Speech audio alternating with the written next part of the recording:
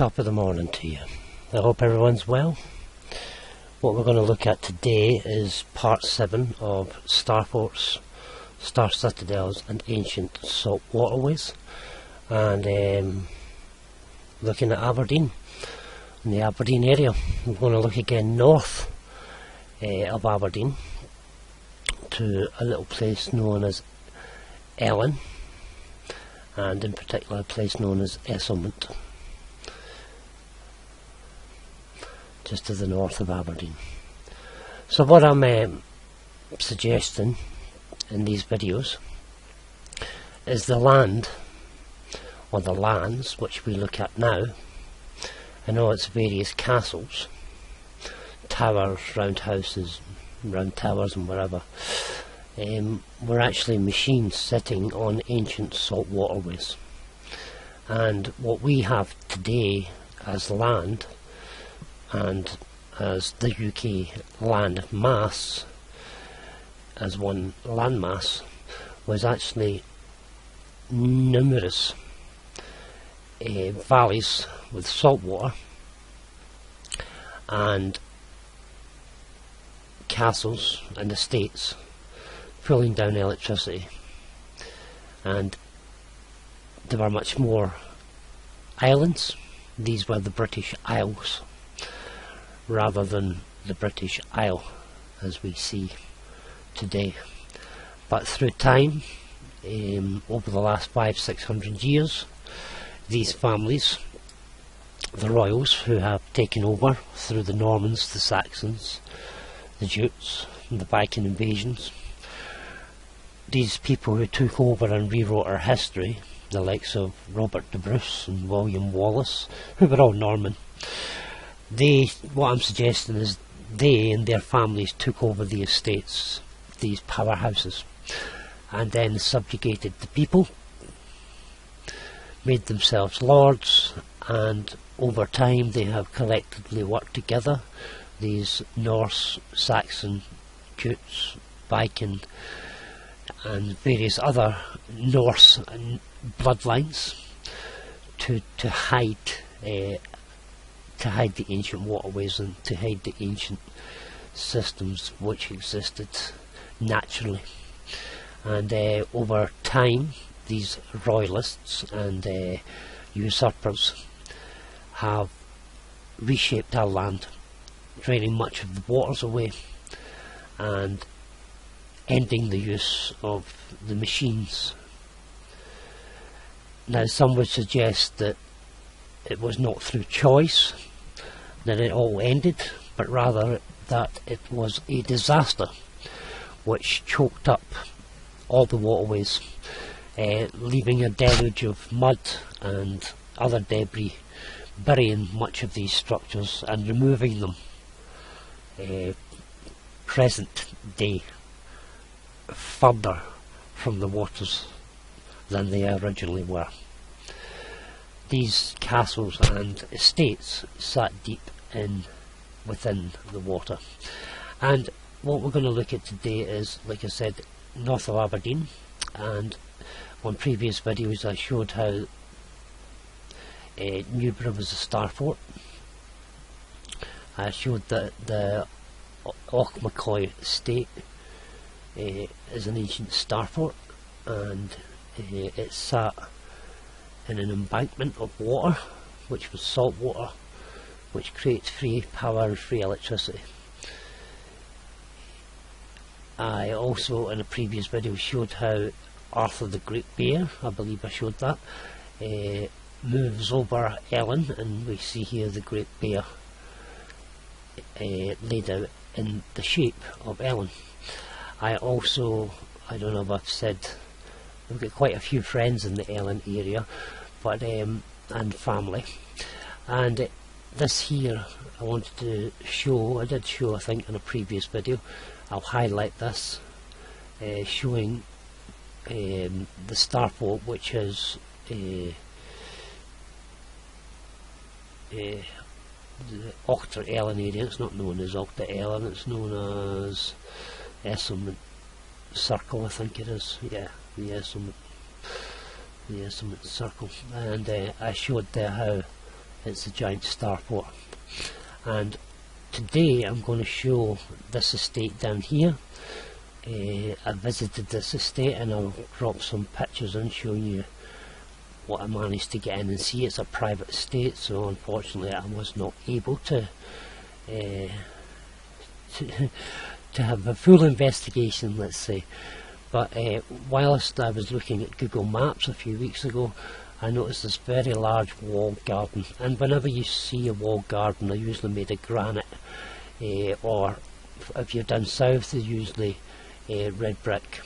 But up in the north of Aberdeen, in the north coast and the northeast coast, they like to use the granite. Aberdeen is the granite capital of the world, and the oil capital of the world, oil energy capital of the world.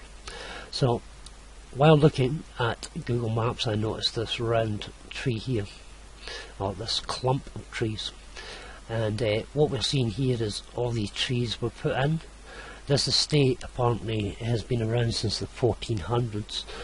There's been quite a lot of battles and fights over who owns the land and who controls the land, but it's evident from going around it that the land is very boggy. I've been there myself, wandered around, and it's just swamp. They put all these trees in over the last few hundred years. They've been planting and ploughing these trees to try and soak up the water, but the ground is still soaking, and I believe this here was a burial mound. I actually have photos. We found a large sarcophagus with another grave right next to it, all covered up, which looked as if it had been damaged. I didn't want to open it, so I just took some pictures, and I'll slip some of these pictures in. But our ancestors tended to put people on raised mounds, and this mound is surrounded by a very thick wall, which you'll be able to see some of the pictures, which was to keep the water out. So I believe that before they began draining all this quarrying and mining and agriculture and forestry to remove the water would come in here in all this area, and it would hit the banks of the Starfort here, creating an energy on this Starfort, which is Esmond, the Esmond Starfort. But down here in the valley and up here in this hill where the Esmond house is, it's quite a large property. The water would pass through here, and the salt water would be gathered into the gardens, which wasn't a garden, there were salt banks or salt pans. So the tide would come in, the salt pan would fill up, and the tide would go out, just depositing all the salt, and the salt would then, using the towers and the steeples of the buildings, would the buildings themselves would pull down the electricity from the ether, and this salt hydrolysis mixture, maybe other elements put in there as well, was split using the form of we know as hydrolysis, passing electricity through the water, and it created free H2O Brown's gas. At the top of this estate here we have a ruined castle which sits just in here. Again, another tower sitting on the foot of a very large starfort. This here I haven't quite defined the exact shape of the starfort, but this is certainly here, it's certainly out here, and this bit here comes out. It's quite a large starfort. Normally the farms and the mains farms define large farms normally define the feet of a starfort, but this one itself, Esselman, sits on a very strange slope on a very strange hill, this area here being the peak of the hill. So I believe this whole sort of heart shape, heart shape is the starfort itself, and these salt pans at the bottom were there to gather the power, and we can see further along here that the water travelled all the way through here, this deep basin. You can still see scars, little tiny bodies of water, and this is all bog. We have the river Ethan, as we see it now. Now look how straight those embankments are. Look how straight that edges are. And I've said this many times to people. There's a big sacred mound again. This style, nature doesn't do straight lines. So we come up to here, which is a large quarry, and I've said on many occasions, because this is how it is, these ancient waterways have been attacked by quarries and aggregate companies for the last few hundred years, and they've removed the water, leaving what we see today as a manufactured trickle of a waterway. And this is fresh water, whereas at one time this would have all been salt pans and salt plains. As the tide rose, it would come in and fill this very large valleys, and we still see here there's large bodies of water everywhere.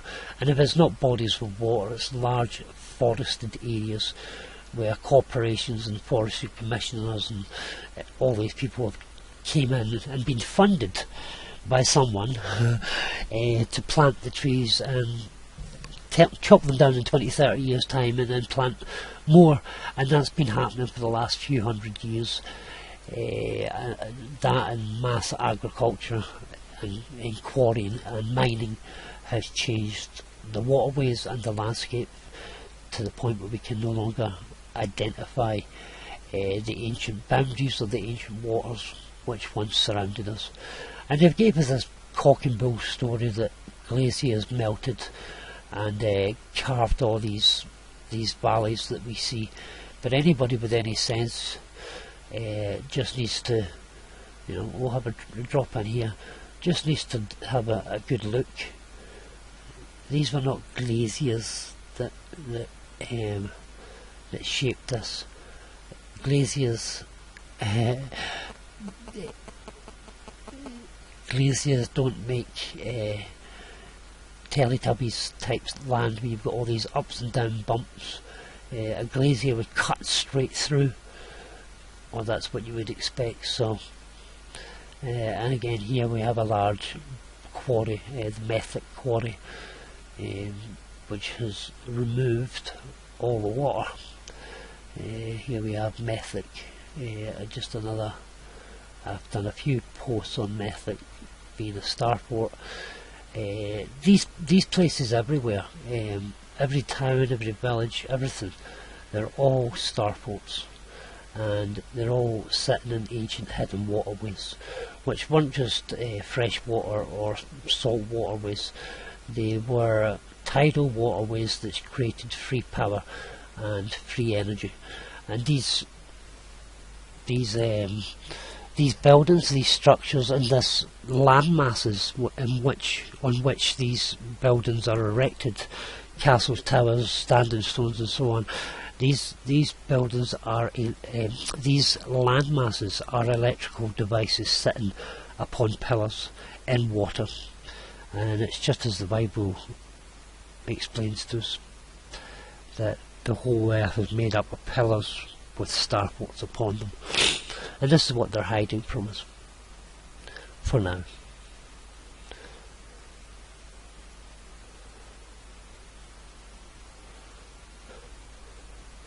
So taking us back down to the estimate, what I was trying to show there is how the water continues out all the way to Methec basically. And when we zoom out, you can actually see, this deep valley there.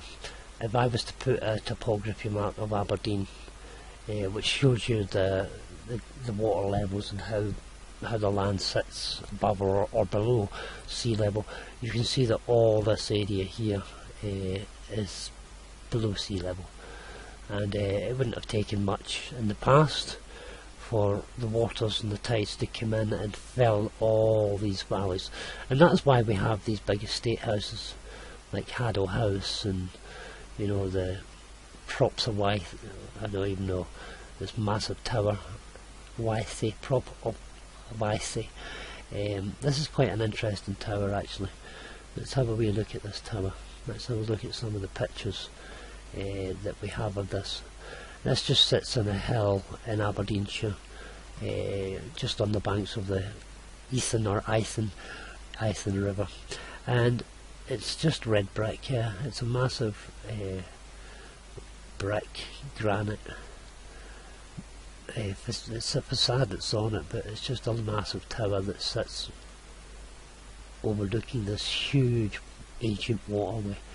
The waters have all gone, of course, and just the tower remains, and you can see how flat it is just in that area. And here's the hill itself that it sits on, which of course the hill is the Starfort, and bit of a climb to get up to it. I have not actually been up visiting it personally, and as I said, there's the red brick inside, as you can see, and what we're looking at here is actually just a facade, which was probably put on later, but it's a red brick structure, as most of these structures are.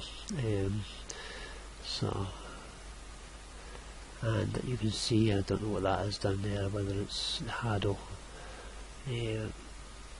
So I'm not going to play that. So that's, as we can see, that all the woods around about are pretty boggy and broken, and here's an ancient well.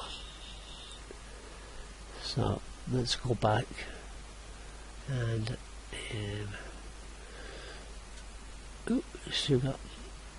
let's go back, take us away from the prop of Lessie and back to Esselman. And what I've discovered here is not unusual, it's just the same as anywhere else. So you have a starport here, and the waterway comes around. You've got this a little satellite starport, which of course is called the Esselman Circle, named after the original Esselman estate. And I say this to people as well, anytime I meet them, we don't always get to share everything, and things can be missed on these YouTube recordings, but an estate is a state of mind, and that's really what these estates were. These lords, these people who took the lands and from our ancestors when there was peace and harmony, they took the lands and they used them as a statement over the people who lorded over them, and they were called estates because their electric status, that's what they were. And yes, and they've through time indoctrinated uneducated and manipulated people. They had us working in the mills, they had us in lunatic asylums, until they got us to the position where they could put us out into this world which they were hiding from us, because many of us had forgotten or lost the old ways, and so we were allowed to go back out again. But of course some people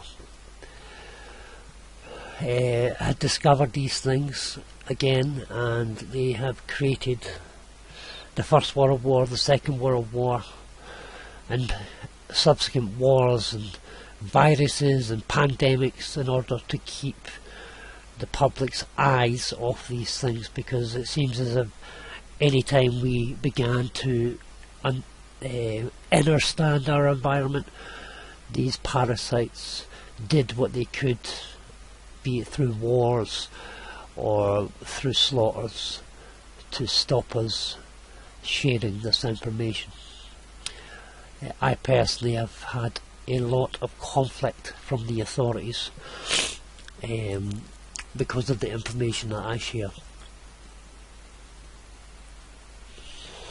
They do not want us to know our environment, and they certainly don't want us to break from their tradition of getting up early every morning and getting in our vehicles and travelling or traversing the embankments, the ancient embankments which are the roads today, in order to go into an office space or a work environment or an industrial merchant property run by capitalists and corporate entities. They love us to get up and be slaves and they don't want us to know that energy is free and energy is all around us, and that each one of us do not have to work or slave in order to make ends meet. It should never have been like that, and it never was like that until these lords came to lord and master over us. And what I'm trying to show people today with my research, or part of this the research, is that the lands and the waters around us, what we believe to be castles, and what we believe to be manor houses and estate buildings and botanic gardens and the likes, these were never the richest playpens. They became that, but prior to that these were machines which our ancestors, I believe personally, controlled, managed and lived peacefully in unison with other tribes and other clans, ensuring that whoever was passing through the waterways were not tolled or charged, but they were allowed to move freely. And I believe this is the case because the ghouls, the Gaels, the Scots, the Picts, the image of God, are the people who protect the great tree, and the great tree is the spine of Albion, and these ancient isles, or stars, or star citadels, or star forts, are the great fruit, or the great stars which sit upon the branches of the great tree. And each fruit has its corresponding, or each star citadel, like these small stars, and the star which has been hidden in this area of Ellen, and stars such as the Ochmacoy estate, and stars at the Newborough and Balmeedy, where Trump and the Meany estate on the Meany house are. These ancient stars, or star forts, or star citadels, have their matching or corresponding houses in the heavens above. And each of these large star forts normally have three large peaks, three large hills, or three large towers, or three large buildings upon them. And I believe that these represent the three bright stars that are normally sitting above within whichever house. So Ellen itself is designed and laid out as Arthur, the Great Bear, Ursa Major or Ursa Minor, the little bear and the large bear together. And this is because in this area, this entire area is where the Ursa and Ursa Minor encircle. So why would our ancestors not have stars corresponding to the three bright stars in the heavens, when they knew exactly how the heavens worked every day? And this is what I'm trying to restore to people and to show people, because people have lost a sense of worth. Most people have no idea why they're here. Most people have no idea of the land around them. People are talking about energy. People talk about energy exchange and currency, money being a fraud, but what we need to get our head around, I believe, is the currencies and the energies and the exchanges which went on between each of these waterways and ancient structures that sat along them. Once we understand, I myself personally believe I have a very good grasp on things. I can't just come out with things on recordings, because most people would say, well, where's the proof? Well, the proof is that I have actually walked in many of these places, and I can identify exactly how the waterways worked. These large houses like Haddle House have salt pans. Their walled gardens were salt pans, and basically the water would come in and the tide would come in, the high tide, and it would deposit the salt, and the estates would manage that salt water, providing themselves with hydrogen gas, electricity, and with the use of other substances such as mercury, liquid mercury, radium, and various other elements which and minerals which we have now been banned from using, and having access to these ancestors. Our ancestors had nobody that would come along and take them captive, because they had everything they needed provided by the waterways and by the heavens above.